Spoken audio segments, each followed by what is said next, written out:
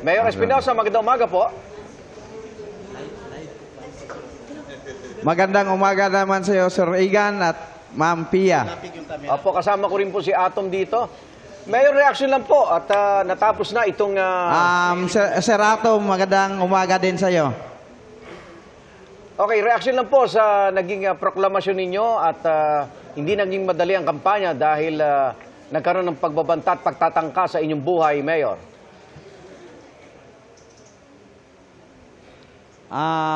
Sa lahat ng nangyari sa akin, lalo akong ginaganahan sa kampanya namin. Kasi gusto kong matupad ang mga plano talaga namin kung ano ang plataforma ng BEPK. At ano po uunahin nyo dyan sa Albuera, Leyte, pagkaupo ninyo, Mayor? Ang unahin ko, ang peace and order at ang at bigyan ng solusyon ang droga dito sa Albuera. Linisin namin ang droga dito sa aming lungsod.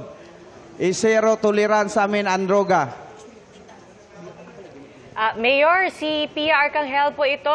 Alam po natin na naging mainit, no, ang labanan dyan po sa inyong lugar. At kapag galing po sa isang mainit na kampanya at ganong klaseng labanan, no, sa politika, mahirap minsan na kapag kayo po ay naupo na sa pwesto na ipagkaisa ang inyong mga constituents. So ano po ba ang balak po ninyong gawin para maipagkaisa silang lahat? Sabi niyo po, peace and order ang isa sa mga uunahin po ninyo. Ang gagawin ko is magmi-meeting kaming ang council ko, magmi-meetingin ko sila. I-arrange namin lahat ng plano para sa peace and order at ang pag-solve ng drugs dito sa Albuera. Mayor Kerwin, ano po ba ang sitwasyon pagdating sa peace and order sa Albuera, Leyte at ito po ang inyong ginawan ng prioridad sa inyong pagka-proklama ngayong araw bilang mayor? Ganun po ba kasama? Ano po yung mga unahin ninyong ayusin? Kasi may mga patay dito pero hindi nanggaling dito sa Albuera. Nanggaling sa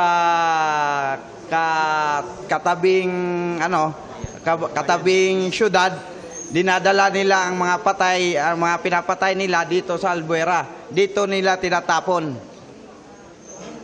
At yung pagnanakaw, marami ding magnanakaw dito.